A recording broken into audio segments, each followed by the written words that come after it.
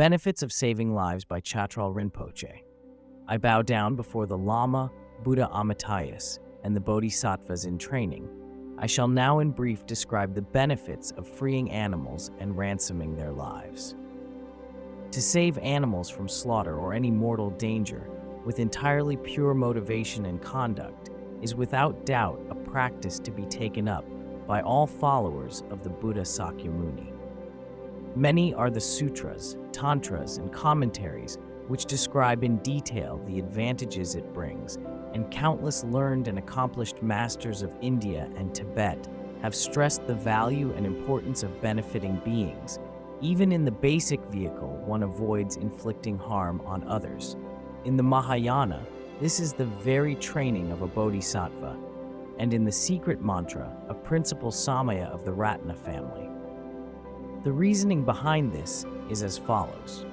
In this world, nothing is as dear to someone as his or her own life. So there is no greater crime than taking life away, and no conditioned virtue brings greater merit than the act of saving beings and ransoming their lives.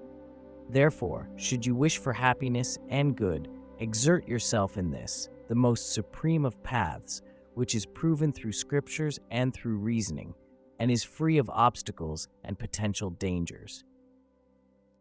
Consider your own body, and with this as an example, avoid doing anything that might bring harm to others.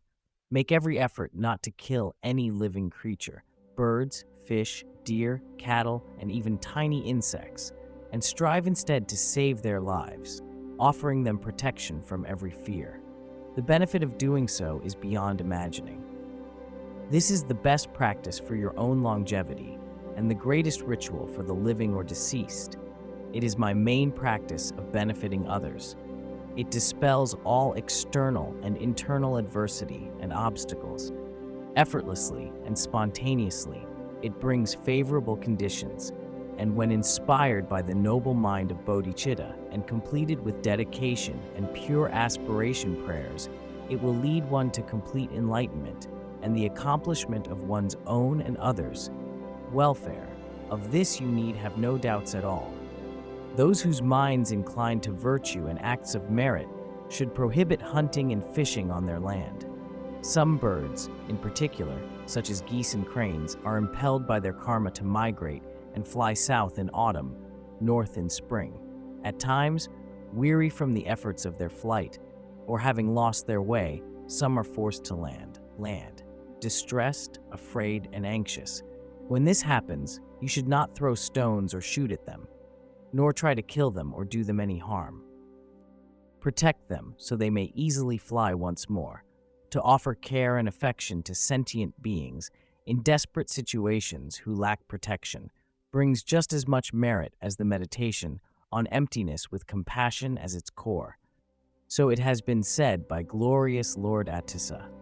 Lamas, officials, monks, nuns, men and women, in all the places over which you have control, exert every influence and do all within your power to release animals and ransom their lives while encouraging others to do the same. In all those places where this is done, sickness among people and livestock will cease, harvests will be plentiful and life will be long. All will enjoy happiness and well-being in abundance, and at death let go of deluded experience before finding an excellent rebirth within the higher realms. Ultimately, there is no doubt that this will lead one easily to find the supreme and perfect state of awakening. In response to the request of Dr. Dordrak, who offered a pure silk scarf and 100 Nepali rupees, the one called Chatral Rinpoche, who strives continuously to ransom lives, wrote down spontaneously whatever came to mind. By the merit of this may all sentient beings come to practice enlightened actions. Mamakoling Samanta, translated by Adam Piercy, 2005.